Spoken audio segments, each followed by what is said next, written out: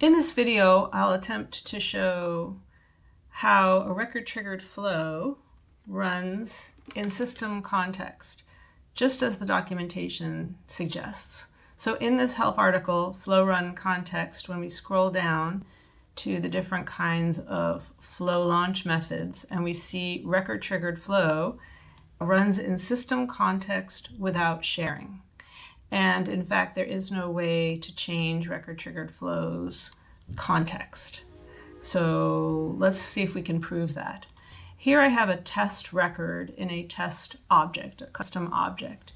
And this record is owned by me, Dodie.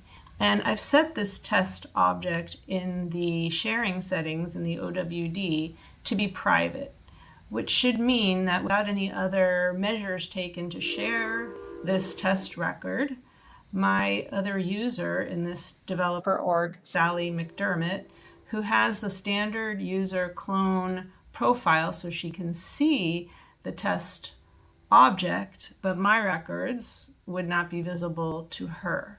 And so the question is, in a record-triggered flow, when I run it, and it's triggering on the account object, but the thing it's going to do is trying to get a test record in that test object.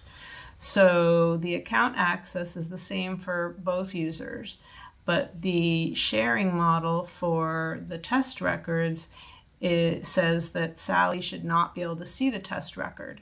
So will this flow succeed for Sally, in which case it must be running in system context, or will it fail for Sally because she cannot see the test record? And all this is doing is querying for this particular test record. We're not supposed to hard code IDs, but this is just for demonstration purposes, and I'm just trying to prove whether the flow will run as Sally when she does not have access to this record. So first thing I'm going to do is debug it as me to show that it can run.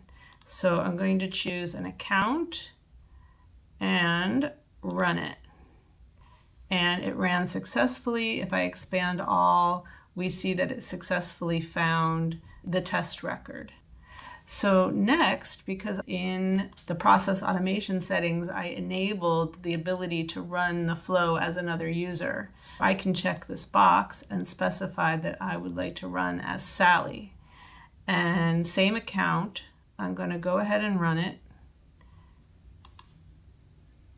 And again, it successfully ran and successfully found this test record.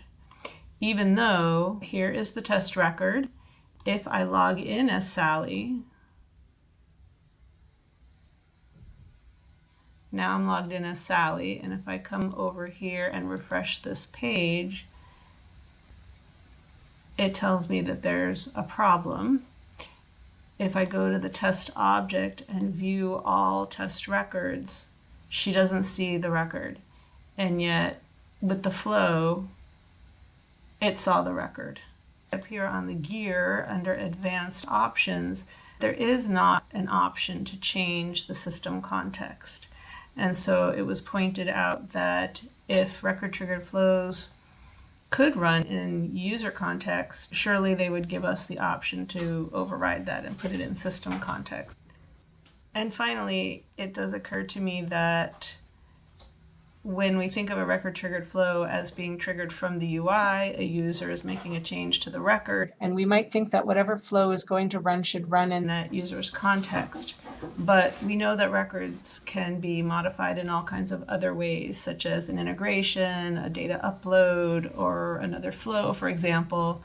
And in that case, when the record is changed and it triggers a flow, that flow probably needs to run in system context, not in user context.